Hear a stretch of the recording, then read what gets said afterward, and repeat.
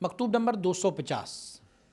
یہ مکتوب شریف جناب ملا احمد برکی کی طرف صادر کیا گیا ہے کہ انہوں نے کچھ سوالات پوچھے تھے، ان سوال کے جواب کی۔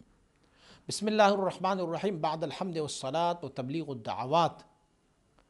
آپ کی خدمت میں عرض ہے کہ احوال اور اوضاع ان فقراء کی جو میری طرف ہے یہ مستوجب حمد الہی ہے، الحمدللہ کہ یہاں سب خیر و عافیت ہے، اور دعا ہے کہ اللہ رب العزت آپ کو بھی خیر و عافیت سے ہی رکھے۔ آپ کا صحیفہ شریف مجھے موصول ہوا، آپ نے لکھا ہوا ہے کہ وہ ذوق اور وہ خوشی جو اول وقت میں مجھے تھا، اب اپنی اس حالت میں وہ خوشی اور ذوق نہیں پاتا، اور یہ میں سمجھتا ہوں کہ اب میں تنزل میں آ گیا ہوں۔ شروع میں جب میں بیعت ہوا تھا تو کیا فرحت ہوتی تھی، کیا مستی تھا، کیا ذوق تھا، کیا شوق تھا، اب نہ وہ ذوق رہا ہے، نہ وہ مستی رہی ہے، نہ وہ شوق رہا ہے، تو میں سمجھتا ہوں کہ میں نے اب تنزل کر لیا، بجائے عروج کے میں نزول کر رہا ہوں، میں پیچھے چلا جاتا ہوں۔ جواب یہ ہے کہ آپ کو معلوم ہونا چاہیے کہ جو پہلی حالت تھی آپ کی، وہ حالت اہل وجد و سماع کی تھی، کہ جو تعلق رکھتے تھے روح اور قلب کے ساتھ، ان کا تعلق روح اور قلب کے ساتھ زیادہ تھا، اور یہ معاملہ جو ہے وہ تھوڑا سا تفصیل چاہتا ہے، انشاءاللہ آپ کو میں تفصیل بھی بتاؤں گا۔ بالجملہ جو ابھی آپ کی حالت ہے، حالت ہے کہ الحال میسر شدہ است،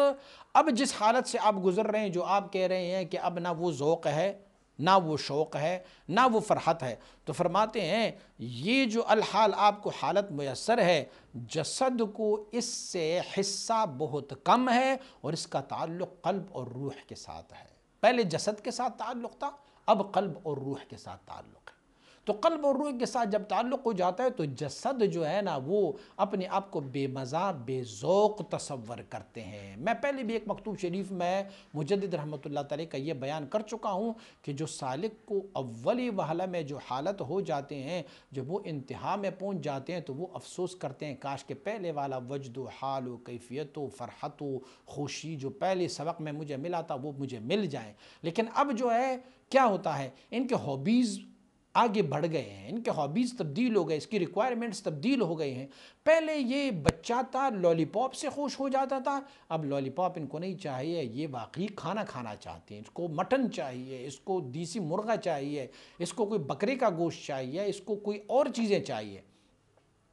تو مجدد رحمۃ اللہ تعالیٰ کو فرماتے ہیں کہ جو پہلی آپ کی حالت تھی نا، اور آپ کہتے ہیں کہ مجھے ذوق اور فرحت جو پہلے تھا اب نہیں ہے، فرماتے پہلے تمہارے ذوق اور فرحت جو ہے ان کا تعلق جو تھا وہ آپ کی جسم کے ساتھ تھا، اور اب جو ہے وہ قلب اور روح کی طرف آیا ہے۔ تو یہ معاملہ جو ہے وہ تھوڑا سا تفصیلی ہے، انشاءاللہ میں آپ کو تفصیل بیان کرتا ہوں۔ بالجملہ حاصل کلام یہ ہے کہ جو حالت ثانیہ جو ہے، یہ آپ کی جو ابھی حالت ہے کہ آپ کہہ رہے ہیں کہ مجھے اب کوئی فرحت اور یہ والی ساری کچھ نہیں مل رہا، فرماتے یہ حالت جو ہے وہ پہلی حالت سے کئی مرتبہ بہتر اور اعلیٰ ہے۔ اگر آپ کہیں گے کہ مجھے وہ والا ذوق اور شوق اور فرحت مل جائے، فرماتے اب کی جو حالت ہے کہ جس میں اب آپ کو یہ والا فرحت اور یہ والا خوشی نہیں ہے، فرماتے یہ مرتبہ ان سے فوق الفوق ہے، یا آپ خوش ہو جائیں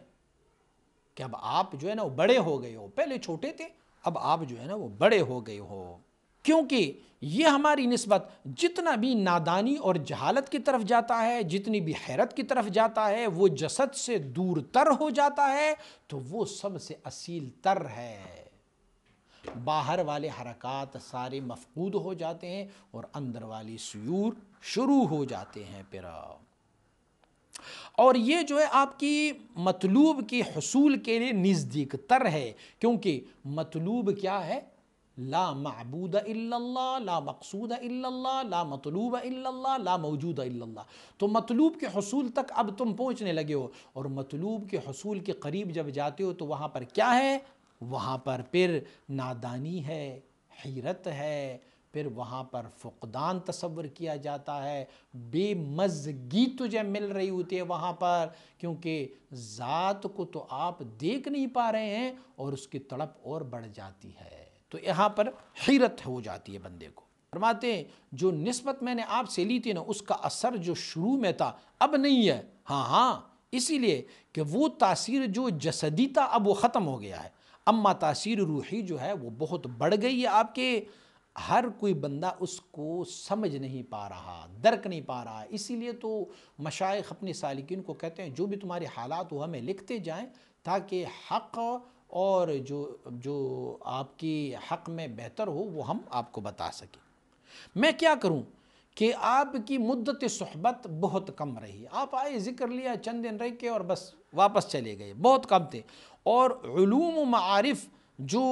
خاصہ آپ نے حاصل کرنا تھا سامنے وہ آپ کے سامنے بہت کم ذکر کی گئے، آپ آئے بیعت کی اور بس چند دن رکے اور آپ واپس چلے گئے۔